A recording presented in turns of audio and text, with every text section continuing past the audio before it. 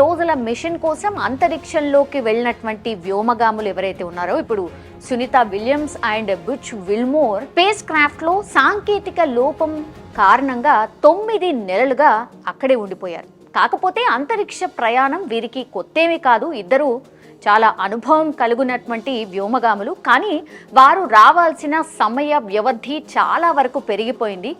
అయితే ఈ గురుత్వాకర్షణ శక్తి తక్కువగా ఉన్న అంతరిక్షంలో వారి శరీరాలపై ఖచ్చితంగా ప్రభావం పడుతుంది అని చాలామంది నిపుణులైతే చెప్తున్నారు. ఎక్కువ కాలం స్పేస్ క్రాఫ్ట్లో ఉండాల్సి వస్తే ఆ పరిస్థితిని మానవ శరీరాలు ఎలా తట్టుకుంటాయి అంటే, సమస్యలు వస్తే ఎలా ఎదుర్కొంటాయి అంటే వాటిపై విలువైన సమాచారం చాలామంది ఎవరైతే ఆస్ట్రోనాట్ ఫ్రాంక్ రుబియా అనే వ్యక్తి ఎవరైతే ఉన్నారో దీనిపైన చాలా పరిశోధనలు కూడా చేశారు. సో రుబియా అంతరిక్షంలో 371 రోజుల పాటు ఉన్నారు. మానవులు సుదీర్ఘ అంతరిక్ష ప్రయాణాలను ఎలా నిర్వహించగలరో, ఆరోగ్య సమస్యలను ఎలా తగ్గించుకోవాలో శాస్త్రవేత్తలు తెలుసుకోవడానికి రుబియా చాలా సహాయపడ్డారు. పరిమిత జిమ్ పరికరాలతో చాలా వరకు వ్యాయామం చేసి శరీరాన్ని ఎలా ప్రభావితం చేస్తుంది అనే దానిపై కూడా చాలా అధ్యయనాలు కూడా చేసినటువంటి పరిస్థితి.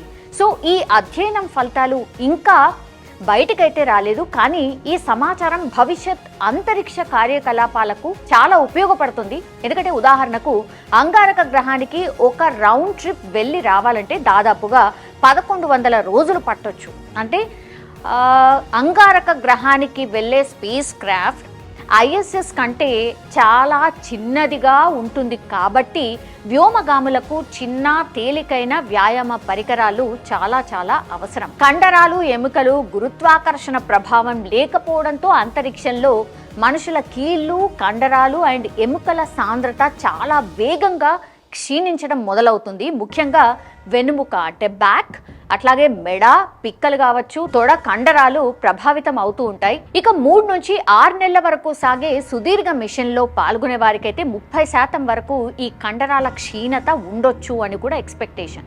సో భూమిపై ఉన్నప్పట్ల శరీరం ఎక్కువ ఒత్తిడికి గురి కాకపోవడం వల్ల కూడా వ్యోమగాముల ఎముకలు పటిష్టతను కోల్పోతూ ఉంటాయి. ఎముకల్లోని పోషకాలు ఏవైతే ఉంటాయో వాటిని కూడా కోల్పోవడం మొదలవుతుంది. సో వ్యోమగాములు అంతరిక్షంలో గడిపినటువంటి ప్రతి నెల 1 నుంచి 2% ఎముకల ద్రవ్య రాశిని కోల్పోతుంటారు, అంటే బలాన్ని కోల్పోతూ ఉంటారు. 6 నెలల కాలం అక్కడుంటే 10% పైగా ఈ కండరాల బలహీనత వచ్చే అవకాశం ఉంటుంది. సో భూమిపై ఉండే వృద్ధులు కోల్పోయే ఎముకల దృఢత్వం ఏదైతే ఉంటుందో అది 0.5 నుంచి 1% మాత్రమే ఉంటుంది. వాళ్ళు అంటే వ్యోమగాములు చాలా ఎక్కువగా ఈ ప్రమాదాన్ని ఎదుర్కొనే అవకాశం ఉంటుంది. అలాగే వాటి నుంచి కోలుకోవడానికి కూడా వాళ్ళకి చాలా టైం అయితే పట్టే అవకాశం ఉంటుంది. వ్యోమగాములు భూమిపైకి వచ్చాక సాధారణ జీవితానికి అలవాటు పడడానికి కూడా ఒక 4 ఏళ్ల సమయం పడుతుందట. చాలా ఎక్కువ టైం. సో దీన్ని తగ్గించడానికి ISS ఆర్బిట్లో ఉన్నప్పుడు ఈ వ్యోమగాములు ప్రతిరోజు 2.5 గంటల పాటు వ్యాయామం చేస్తారు. ISS జిమ్లో అమర్చినటువంటి ఒక పరికరాన్ని ఉపయోగించి స్క్వాట్స్ కావచ్చు అండ్ డెడ్ లిఫ్ట్ కావచ్చు, బెంచ్ ప్రెజెన్స్ని చేస్తూ ఉంటారు.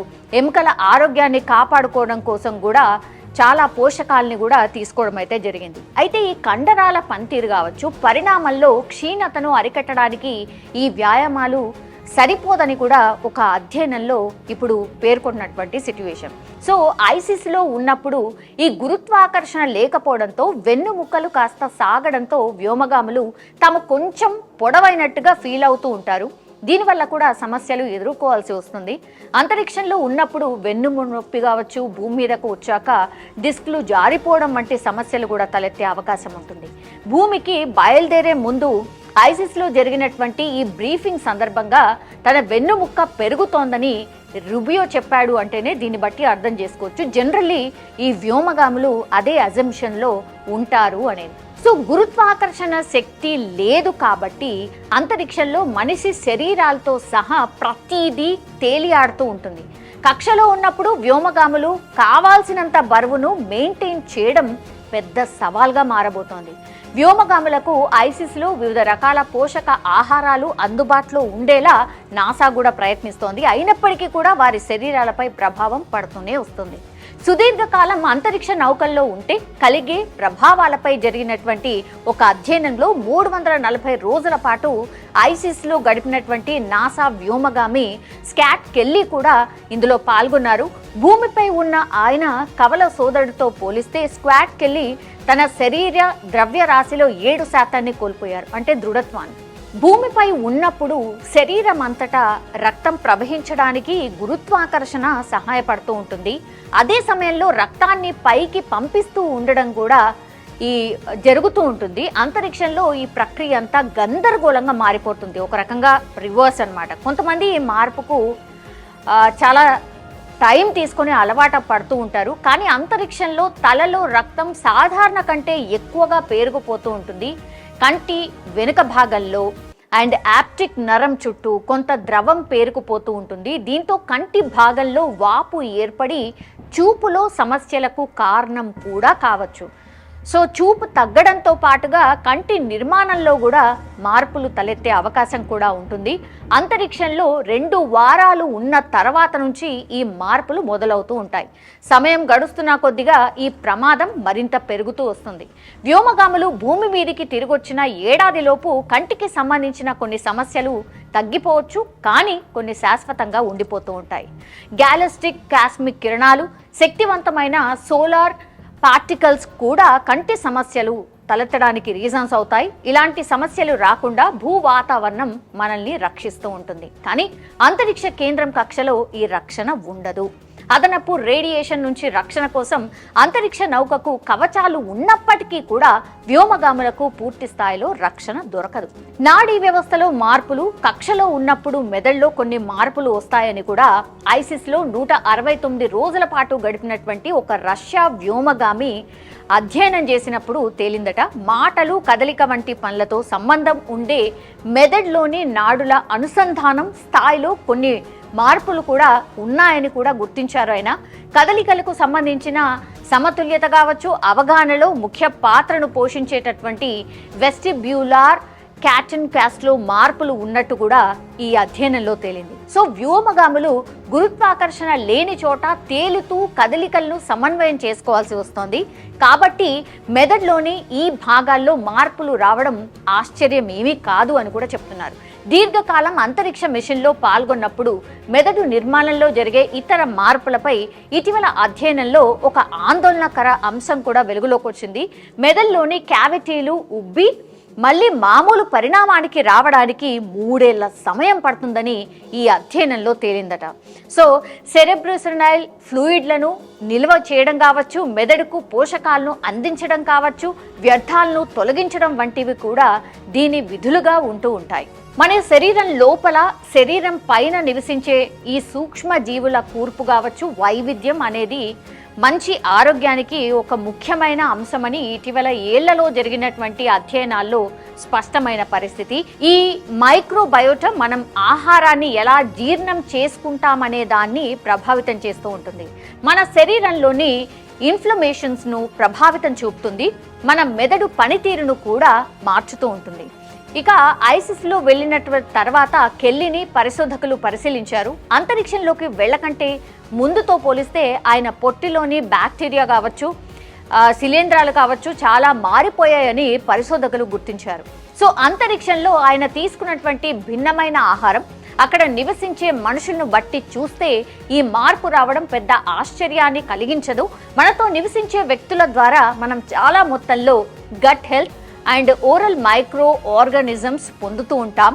రేడియేషన్ బారిన పడడం కావచ్చు, రీసైకిల్ అయిన నీరును తీసుకోవడం కావచ్చు, అలాగే శారీరక శ్రమలో మార్పులు కూడా కెల్లీలోని పొట్ట బ్యాక్టీరియాలో మార్పులు రావడానికి కారణమై ఉండొచ్చు అని కూడా ఒక అధ్యయనంలో తేలింది. ఇక కక్షలో 300 కంటే ఎక్కువ రోజులు గడిపిన నాసా వ్యోమగాములు 5 ఉన్నారు ఇప్పటి వరకు. అందులో కెల్లీ కూడా ఒకరు.